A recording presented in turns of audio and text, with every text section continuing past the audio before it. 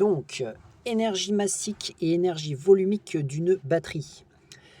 Donc, en quelque sorte, l'énergie massique d'une batterie, c'est l'énergie qui est contenue dans cette batterie divisée par la masse de la batterie. Et l'énergie volumique d'une batterie, c'est l'énergie contenue dans cette batterie divisée par le volume, c'est-à-dire l'espace qu'occupe cette batterie. Donc voici la formule qu'il faut utiliser pour calculer l'énergie massique. Donc ici c'est énergie massique, EM, énergie massique. Quelle est son unité? Donc souvent c'est en water qui est l'unité d'énergie par mètre cube, ou alors ça peut être aussi en joule par mètre cube, on pourrait imaginer cela. Ensuite, donc pour le calculer, on fait l'énergie. Donc ça c'est l'énergie, on va dire, c'est l'énergie disponible. Énergie disponible donc de la batterie, hein.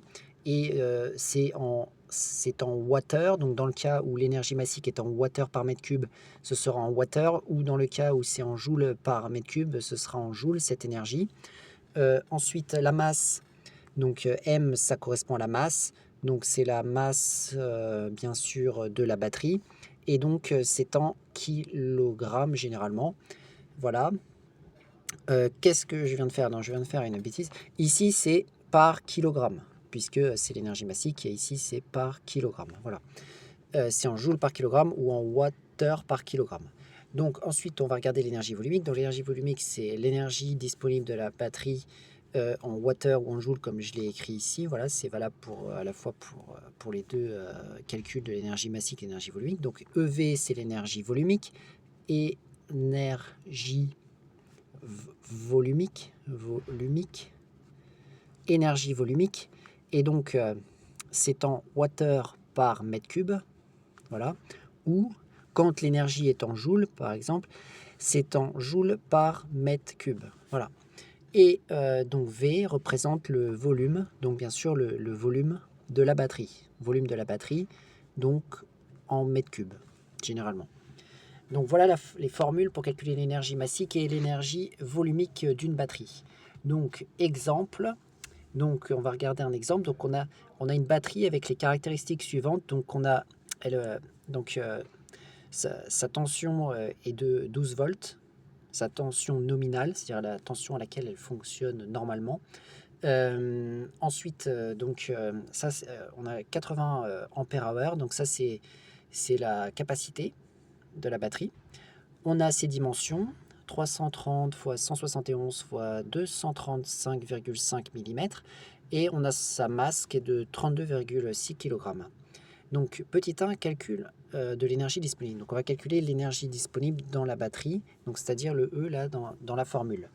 Et donc là, c'est une autre formule qu'on utilise, que j'avais déjà expliqué auparavant, qui est E est égal à donc Q fois U. Q fois U. Voilà. Et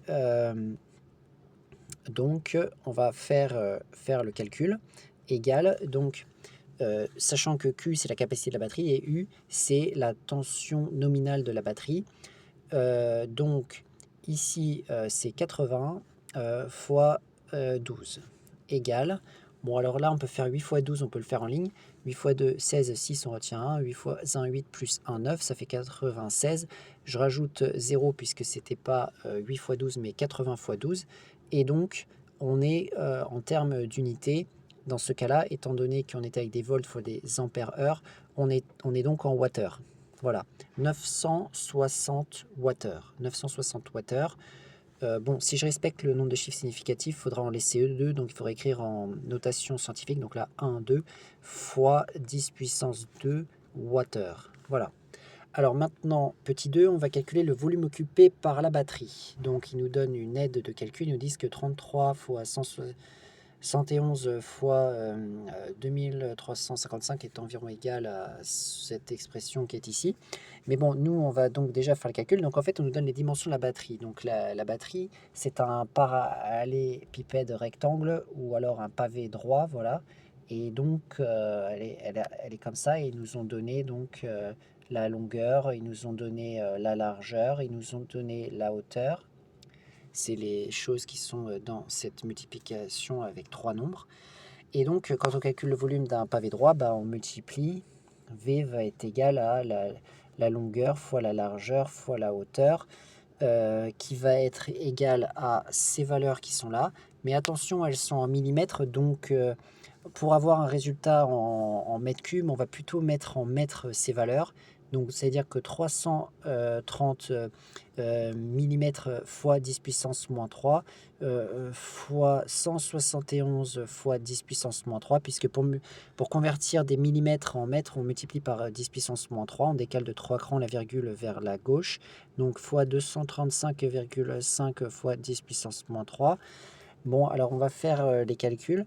Donc il se trouve que là, on a l'aide de calcul qui nous dit que 330 fois 171 fois 235,5, ça c'est égal à 1,3. Je vais laisser trois chiffres significatifs, donc c'est-à-dire 1,33 puisque je m'arrête 1, 2, 3. Et après, j'ai un chiffre qui est supérieur à 5, donc j'arrondis au-dessus, donc 1,33 fois 10 puissance 7. Donc ça, c'est le résultat juste de lui, lui, lui. Et après, on a les puissances de 10 qui restent, qui se multiplient ensemble et qui donnent fois 10 puissance moins 9. Ça va donc nous donner 1,33 fois 10 puissance moins 2. Et donc là, nous sommes en mètres cubes. Voilà. Donc ça, c'est l'écriture scientifique. Ça correspondrait à 0,0133 mètres cubes. Donc on va le laisser en mètres cubes.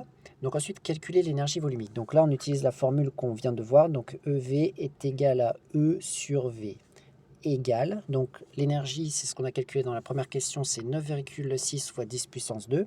Donc 9,6 fois 10 puissance 2, on est en wattheure, divisé par le volume en mètres cubes, c'est-à-dire 1,33 fois 10 puissance moins 2. Voilà. Donc maintenant, on va utiliser l'aide de calcul. Donc ils nous disent que 87 divisé par 1,33, ça fait environ 72,2. Donc je vais séparer 96. Donc ça fait finalement 96 fois 10 puissance 1 sur 1,33. Je sépare en fait une fraction avec puissance de 10 et une fraction avec nombre décimaux en quelque sorte. Donc ça nous donne cela. Et là, on a 96 divisé par 1,33 qui donne 72,2 fois, et ça donnera 10 puissance 3. Voilà. Ça, c'est les formules de puissance. Ça fait 1 moins 2, ça fait 1 plus 2, ce qui donne 3. Donc 72,2 fois 10 puissance 3. Je vais remettre cela en notation scientifique avec un seul chiffre deux chiffres significatifs, je veux dire, c'est-à-dire que ça donnera 7,2 fois 10 puissance 4. Et donc, on est en quelle unité? L'unité, c'était dans notre situation, puisqu'on avait pour l'énergie des wattheures et pour le volume des mètres cubes, donc watts par mètre cube. Voilà. Donc ensuite, on va passer au calcul de l'énergie massique. Donc d'après la formule que l'on a vue précédemment, c'est EM est égal à E sur M. Égal. Donc E, c'était toujours la même chose, c'est l'énergie disponible de la batterie qui est 9,6 fois 10 puissance 2. Et la masse, c'était donné initialement dans les caractéristiques de la batterie, c'était 32,6. Égale. Donc là, on va faire le calcul et ils nous disent que 960 divisé par 326, ça fait environ 2,945, etc. Bon, alors nous, on n'a pas tout à fait 326, mais bon, ça, il faut se débrouiller avec les calculs. Donc, on va faire pareil. Par contre, 9,6 fois 10 puissance 2, ça fait bien 960 sur. Et ici, on va faire 3, 2, 6, mais bien sûr, il faudra faire fois 10 puissance moins 1 pour que ce soit bien égal à 32,6. Donc, finalement, ça va être égal à 960 sur 3, 2, 6 fois 10 puissance 1, puisque on divise par 10 puissance moins 1, ça revient à multiplier par 10 puissance 1. Et donc, d'après les calculs, on va laisser deux chiffres significatifs, parce qu'ici, il y avait deux chiffres significatifs, donc ça fera 2,9. sans oublier fois 10 puissance 1 et la puissance de 10 qui est donc sans oublier l'unité wattheure puisque l'énergie est en wattheure et la masse était en kilogrammes, donc wattheure par kilogramme. Et donc voilà pour comment, quand on a une batterie, on calcule l'énergie massique et l'énergie volumique.